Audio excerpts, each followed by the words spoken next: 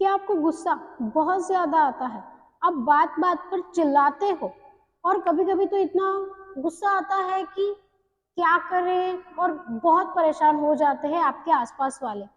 तो आज ये वीडियो सिर्फ आपके लिए है।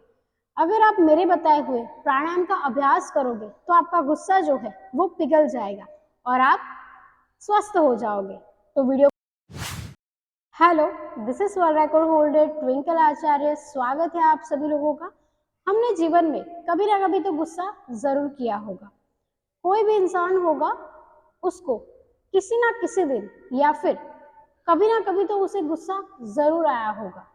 हम हमारे जीवन में भी कभी तो गुस्सा जरूर करते होंगे, लेकिन अगर ये गुस्सा हद से बहुत ज्यादा बढ़ जाए, आप जोर जोर से चिल्लाने लगो या फिर आप किसी को मारने लगो या फिर आप सारी चीजें तोड़ दो, सब मतलब तोड़ के फेंक दो, ये गुस्सा जो है वो बहुत खतरनाक है।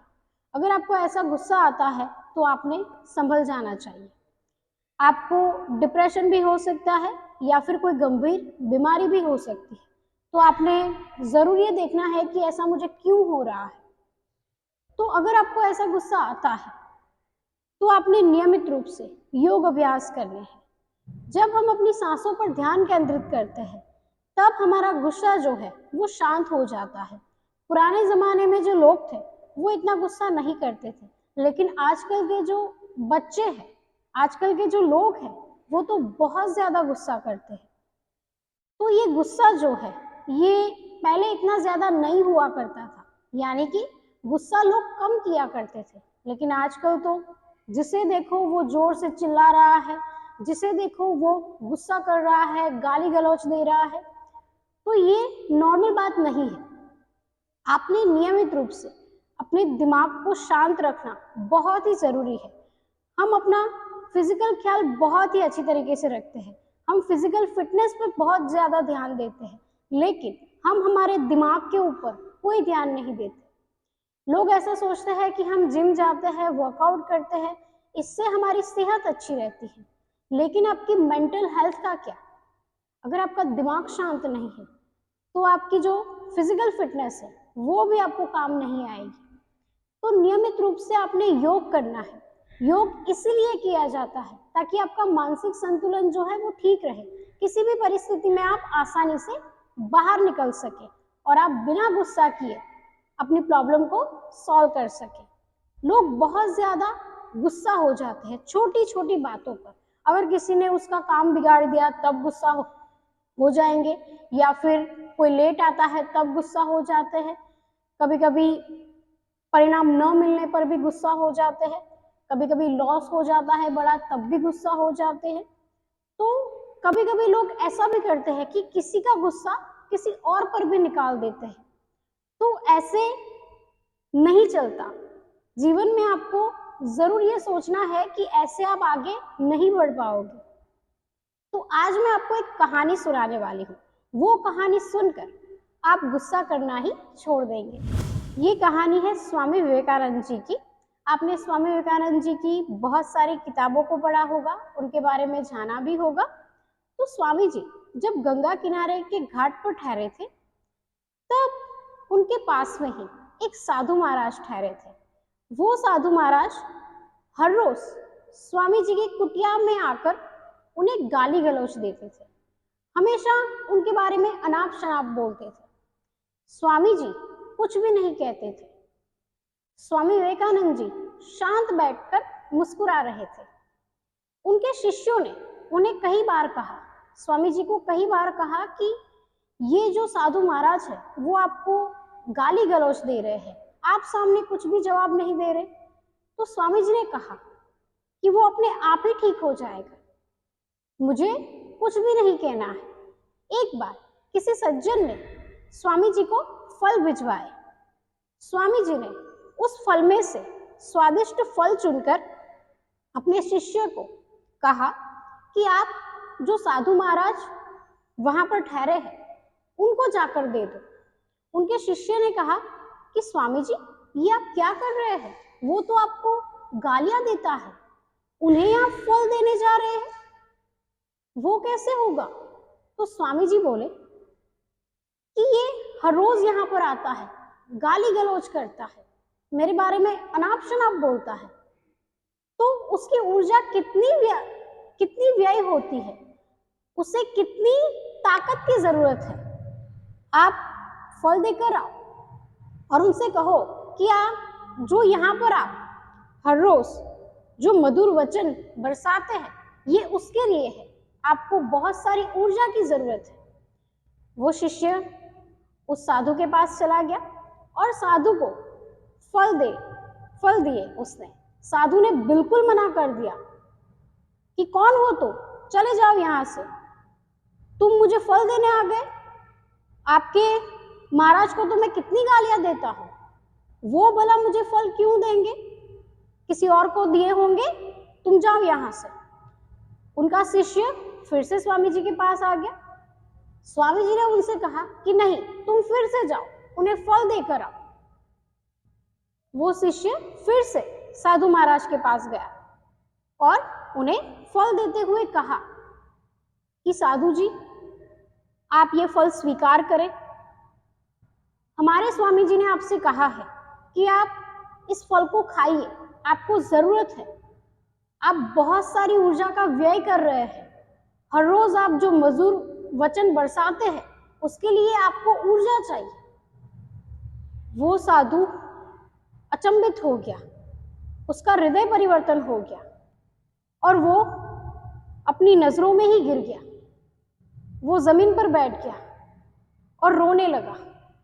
सोचा कि मैं तो गाली गलौज देता हूं उनको, वो भला मुझे फल देने आ गए। फिर वो साधु स्वामी विवेकानंद जी के चरणों में आ गिरा और उनसे क्षमा मांगने लगा और उन्हें हाथ जोड़कर विनती करने लगा कि मुझे कृपया क्षमा कर दीजिए, मैंने आपको मनुष्य समझा, आप तो देवता हो, आप ही मेरे स्वामी हो, कृपया मुझे अपनी शरणों में ले लो। तो इस कहानी से आपको क्या प्रतीत होता है? इस कहानी से हमें ये सीखने को मिलता है कि कोई हमें कितना भी कुछ बोले, उसी भाषा में उसको जवाब मत दो। अगर कोई आपको मारता है या फिर आपको बुरे शब्द कहता है, बुरे वचन कहता है, तो उसके सामने आपने मौन रहना है। अगर आपने ये सहनशीलता सीख ली तो आप जीवन में निखर जाओ, क्योंकि गंदगी साफ नहीं करती। आपने ये जरूर ध्यान में रखना है कि अगर आप कचरा फेंकोगे किसी के सामने और वो भी आपके सामने कचरा फेंकेगा, तो बात नहीं होगी अच्छी तरीके से।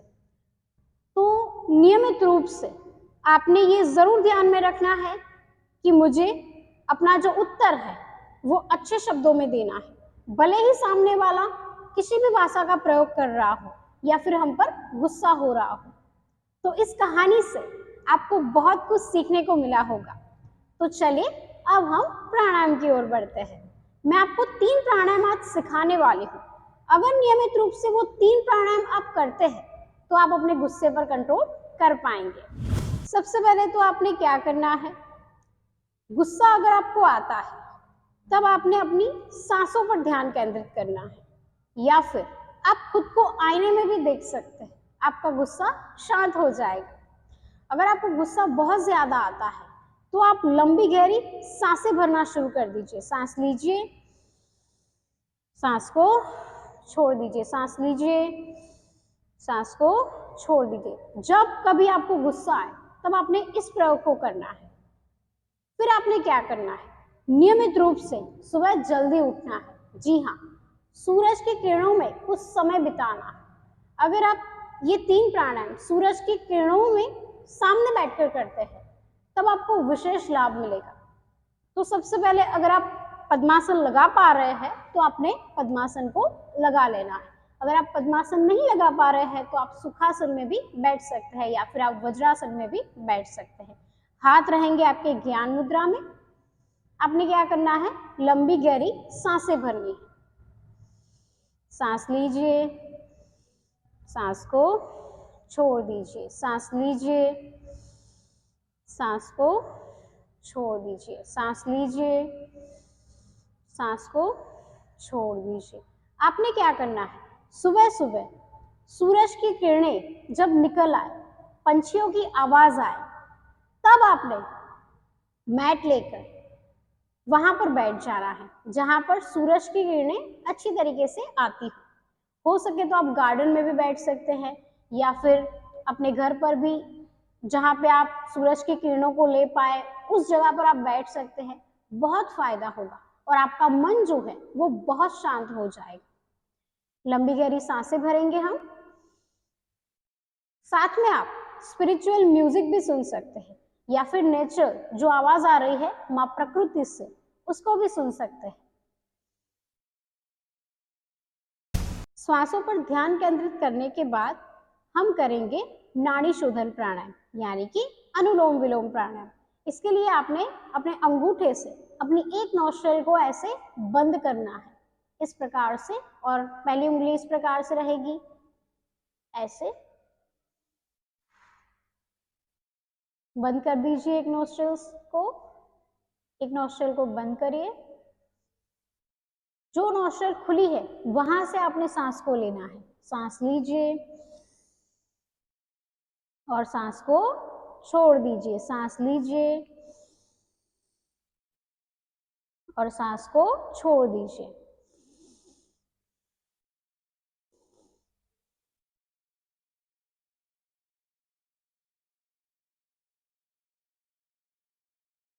ऐसे आपने 10 बार इस नोस्ट्रिल से करना है और दूसरी नोस्ट्रिल से भी 10 बार करना है। अब इस नोस्ट्रिल से हम सांस को लेंगे,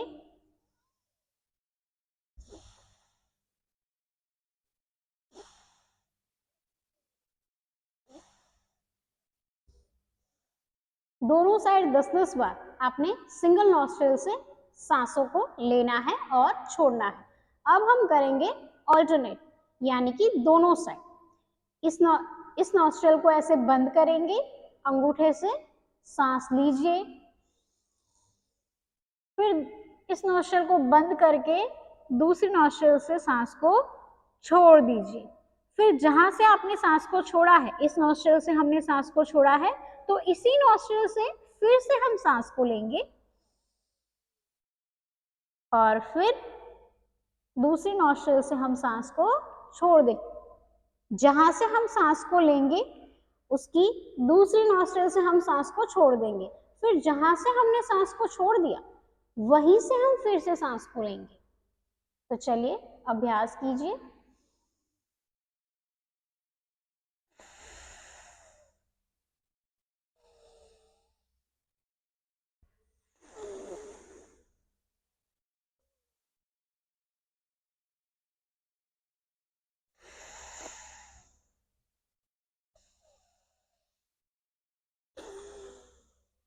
ऐसे आपने 2 मिनट तक शुरुआत में अभ्यास करना है, फिर आप अपनी अवधि को 5 मिनट तक बढ़ा भी सकते हैं।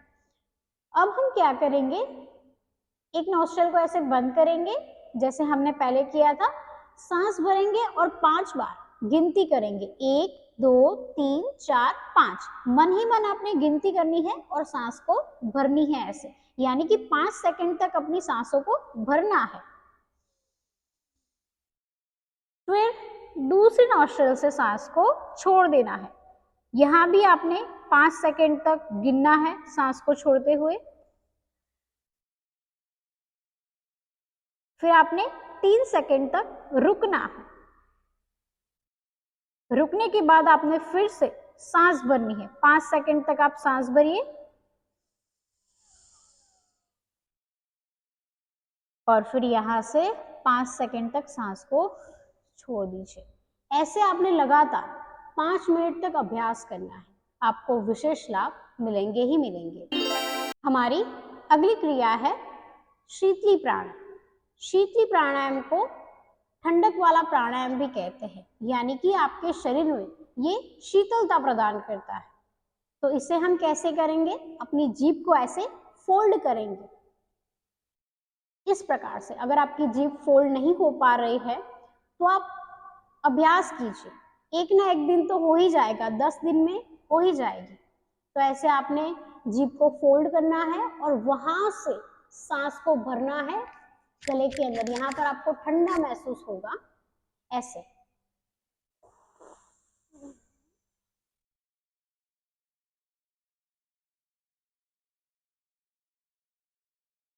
और फिर सांस को छोड़ देना है। मुंह से सांस को लेना है और नाक से छोड़ देना है, या फिर आप एक नोस्ट्रिल को बंद करके भी सांस को छोड़ सकते हैं। तो चलिए अभ्यास करते हैं। जीभ को फोल्ड करेंगे, सीधे बैठेंगे पद्मासन या सुखासन में, जीभ को बाहर निकालेंगे,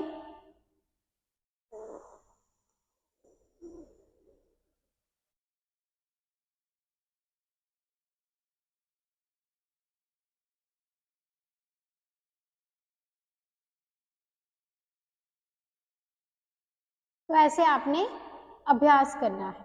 आप एक नोस्ट्रिल बंद करके भी सांस को निकाल सकते हैं या फिर ऐसे भी निकाल सकते हैं। जीभ को फोल्ड करना है। मान लीजिए कि अगर आपकी जीभ फोल्ड नहीं हो पा रही है तो आप ऐसे जिह्वा को बाहर निकाल सकते हैं। नहीं हो पा रही है तो ऐसे भी आप सांस को ले सकते हैं।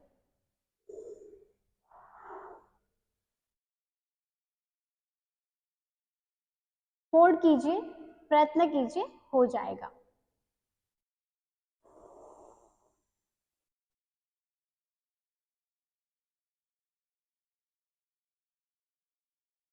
तो ऐसे आपने 3 बार शीतली प्राणायाम का अभ्यास करना है। अब हम करेंगे भ्रामरी प्राणायाम।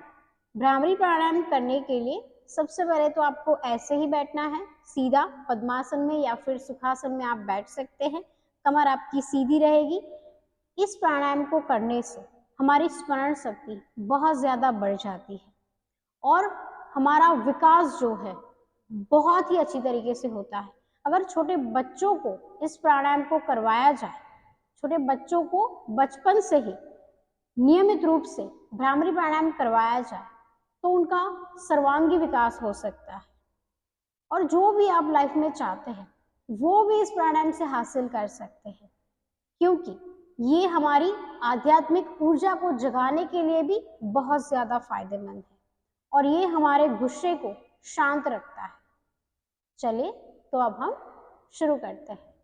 सबसे पहले आपने सांस भरनी है, फिर अंगूठे से अपने कानों के दोनों छेद को ऐसे भर दीजिए, यानी कि अंगूठा कान के छेद के अंदर चला जाएगा। इस प्रकार से पहली उंगली आपकी रहेगी आईब्रो के ऊपर, बीजी रहेगी आईब्रो के नीचे, त्रीजी आंखों के ऊपर, चौथी है जो आपके दोनों नोस्ट्रिल के आसपास रहेगी। इस प्रकार से, और आपने उच्चारण करना है म का।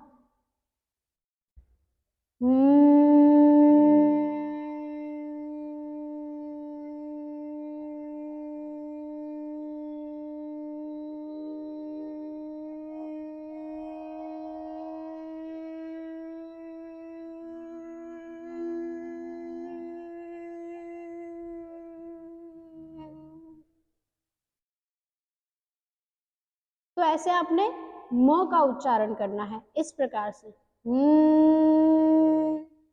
भंवरे का आवाज आपको सुनाई देगा। भंवरे की जो गुंजन होती है, उसकी जो आवाज होती है, वो अगर आपको कान में सुनाई देती है तो आप सही तरीके से कर रहे हैं। तो भ्रामरी प्राणायाम का अभ्यास आपने 5 बार करना है। शुरुआत में आप 3 बार कर सकते हैं, फिर आप अपनी अवधि को 5 बार बढ़ा सकते हैं। तो ये 3 प्राणायाम अगर आप नियमित रूप से करते हैं तो आपका गुस्सा जो है वो शांत हो जाएगा और आप अपने कार्य को अच्छी तरीके से कर पाएंगे। तो आज के लिए इतना ही। मिलते हैं हम अगले वीडियो में। तब तक के लिए धन्यवाद।